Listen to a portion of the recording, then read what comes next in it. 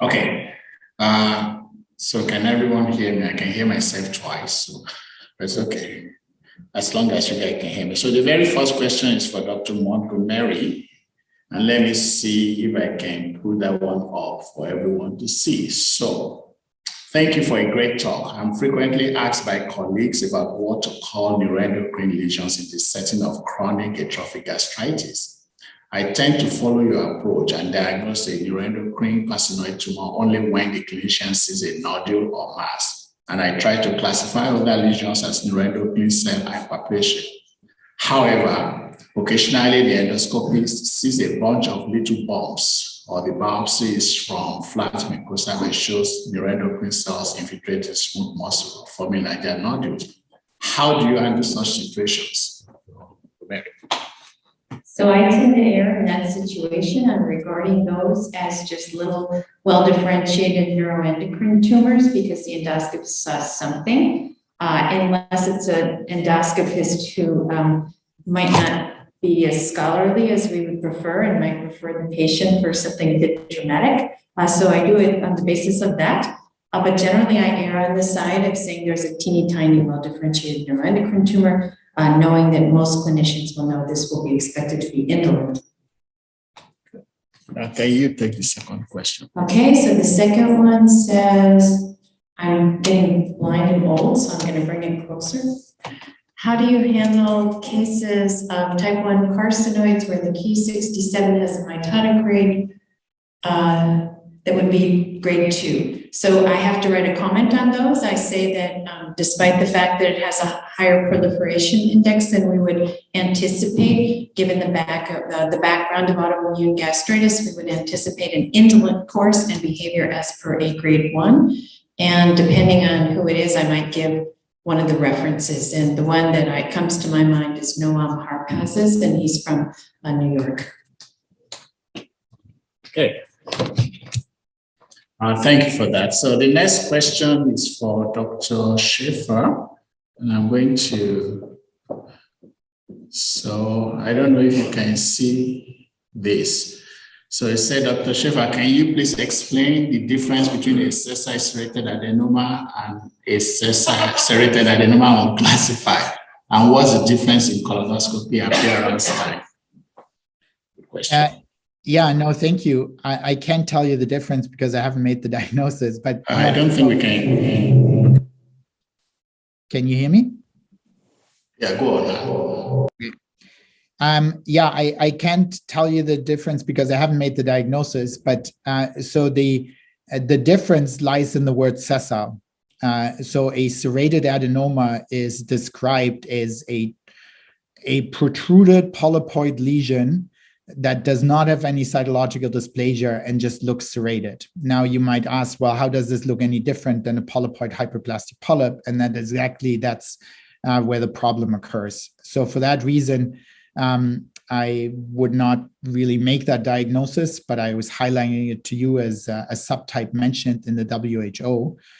If you do come across a polypoid serrated lesions in terms of surveillance time, again, that differs very much from jurisdiction, but for most jurisdictions, serrated lesions outside of the hyperplastic polyps, if they're less than 1 centimeter in size, is really 3 years from follow-up surveillance colonoscopy. So presentation, I gather that you've moved on to diagnosing SSL and no longer SSA or SSAP. So what did you have to do to implement that? Because we had a discussion with some of our endoscopists here, and they just feel like, when you tell us it's SSA, we know what to do. They don't want to change anything. So we still diagnose SSA. So what has it been like practically from your side? Yeah, thank you. Sorry, I only caught the second part of the question, but how do we implement it, or how did we implement it? That is a bit of a benefit, I guess, of a socialist healthcare system in Canada, where we have the benefit of changing nomenclature and then changing follow-up guidelines in a more unified fashion.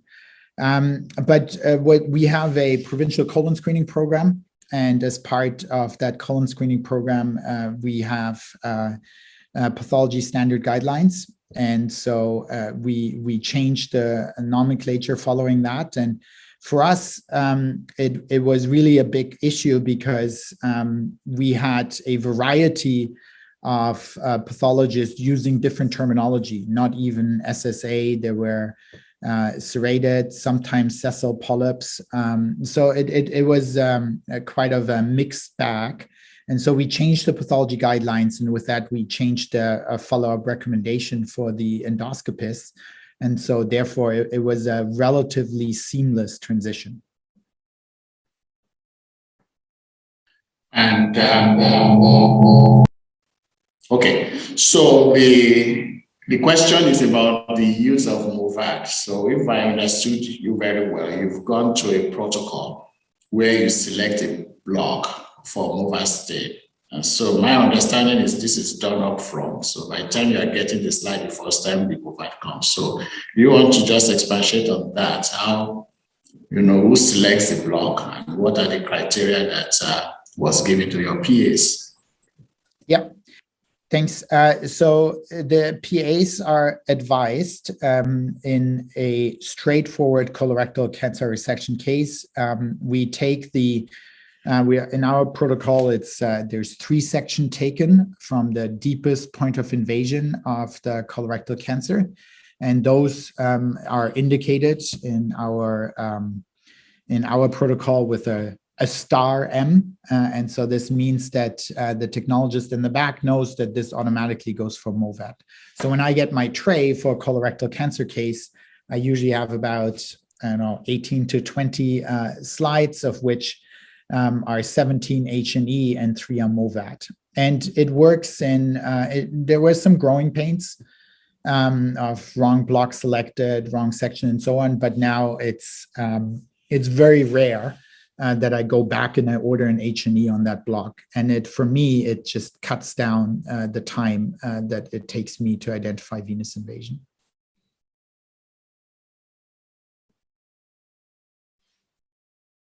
So one other question now about LAM and HAM and invasive adenocarcinoma.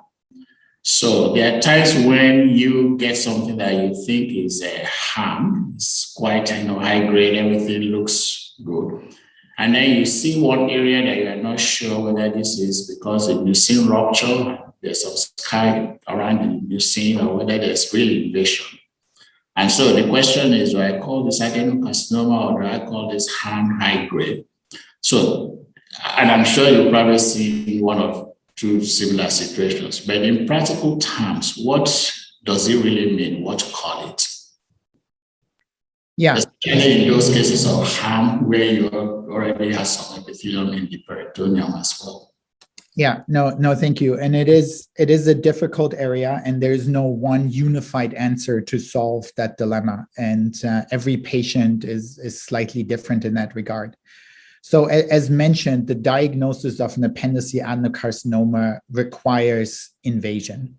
So from a practical perspective, if you are in the situation of Hammond versus appendiceal adenocarcinoma, you're in all likelihood having an appendectomy specimen in front of you. So the next step would be a right hemicolectomy, either for Hammond or for an invasive adenocarcinoma. The reason for it being is that it is very rare in surgical oncology practices to jump directly to HIPAC with a Hammond without a right hemicolectomy, for the simple fact that people want to see the lymph node status before they make this decision. So again, speaking from a purely practical management perspective, it may not be that big of an issue because the next step is the right hemicolectomy. Now, I very much like my ileocecal valve, so I understand that we want to be absolutely certain not to lose the ileocecal valve. So I would, and I have done this in the past before, this is where the multidisciplinary discussions come in, where you get a second opinion and where on the probability balance, you might end up with Hammond, or this might have some of the features associated with an appendiceal adenocarcinoma. But even in those settings in my institution, we inevitably end up, well, we're just going to do the right hemicolectomy anyway. So it does not matter that much in that setting. So I can't find any more questions online, but I see somebody's hand is raised up. So you can ask your question and I'll repeat it, but it's probably easier if you just come up and ask it. So it fits along with your question that you were just asking. Okay. Something that, yeah, so my question fits along with the question that we just had about the lamin and the high grade. And my question is, I've seen quite a few like really large, what look very typical for a lamin, but then I section it and start to question myself, oh, is there a little bit of high grade now that we have this criteria? And so if you could just sort of talk about how you evaluate that. I know there's not technically a percentage, or I haven't seen a percentage. I sort of correlate it back to ovarian tumors, where when you get more than a centimeter, then you're upping it. Can you just comment on that? Yeah, no, absolutely, and that is a challenge. So in the Delphi process, we accepted focal high-grade dysplasia as being sufficient for the diagnosis of Hammond. Having said that, there needs to be clear cytological feature of high-grade cytology being present before one makes the diagnosis of Hammond. Over the last, and I have a relatively large consult practice, and I see a good chunk of the appendiceal tumors. It is very rare that I end up making the diagnosis of Hammond. One of the things that I found incredibly helpful in the setting of Hammond is to actually look at the cellular mucin pools.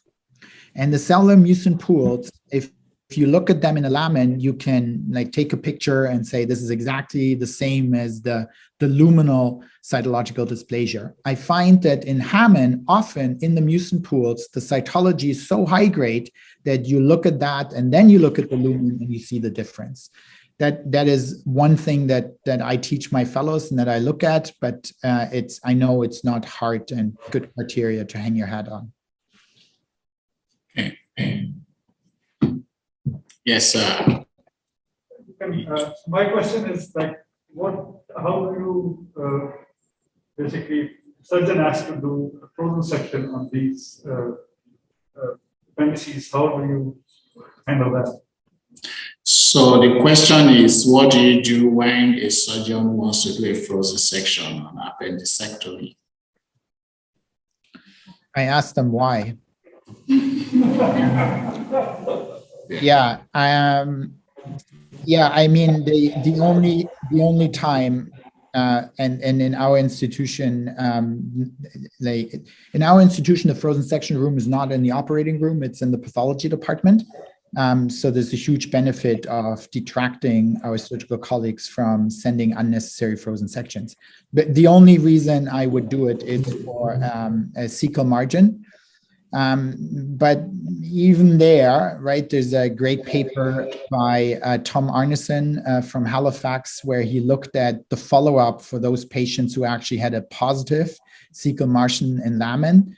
And I can't remember off the top of my head, it was a ridiculously low number that actually developed on a lesion on a positive cecectomy margin. But in the frozen section, to answer your question, I would only look at the cecectomy margin, and I would state that, and I would not make the decision of subtyping a lamin from a Hammond on frozen section to let the surgeon at that point make a decision of going forward with the right hemicolectomy. That would not be appropriate because the patient needs to be adequately staged. Yeah, and I think the question of why is quite relevant. So I believe the case that Dr. Amin is probably referring to was on a patient where they did a peritoneal biopsy, and there was a very low-grade mucinous lesion. So it was called low-grade mucinous neoplasm, and they said there was an appendiceal mass. So we said, okay, it could be lung, but until we see the appendix, we can't really tell you what this is. But that patient's CEA was very high. So the surgeon was making a point that that would be quite unusual for lung, that, that maybe this is an adenocarcinoma from the second, not even from the appendix then. That was already, stage 4 in the peritoneum. So that was the reason. And so when he took the appendix out, he wanted a frozen section to know whether. So of course, we didn't do the frozen section because there was no way we were going to answer the question at that point. So the appendix came out, and it actually ended up being a ham, in that. So the peritoneum didn't have any of the high-grade nucleus in the first biopsy, but with the whole appendix, there were, definite foci of a high-grade dysplasia. Okay. Any more questions? Okay, one more, and I think we have Rosemary. I think he needs to make an announcement. So this is actually a question for you, Dr. Montgomery, and it's on funded gland polyps and dysplasia in funded gland polyps. It comes from a case that we recently had in our practice where the polyp was called initially a hyperplastic polyp, and then the endoscopist went back to relook at it. When they resected it, it was called a funded gland polyp with focal dysplasia. And so the GI endoscopist asked to relook at the case. And then the question came up, well, could this patient have FAP or something like that? And he had previous chronic 12 tubular adenomas or something like that. So could you comment on Sure. dysplasia? With the story of too many colon adenomas, you would think about attenuated FAP, but basically you see surface dysplasia in about 25% of funded gland polyps in patients with FAP, but in the sporadic setting, it's almost zero. So in your case, it probably did merit some sort of investigation into attenuated FAP, but the vast majority of the time, it is sporadic and there's nothing that needs to be done, especially as follow-up, and the patient's done. If they want to scope again for another reason, fine, but they don't need to scope again for the funded gland polyp with focal low-grade. The probability of progression to adenocarcinoma in the sporadic setting is essentially zero. In my opinion, there are no bona fide cases. You can find such reports, but I personally would question them. So even if those reports are real, they're so rare. Dr. Montgomery, one question.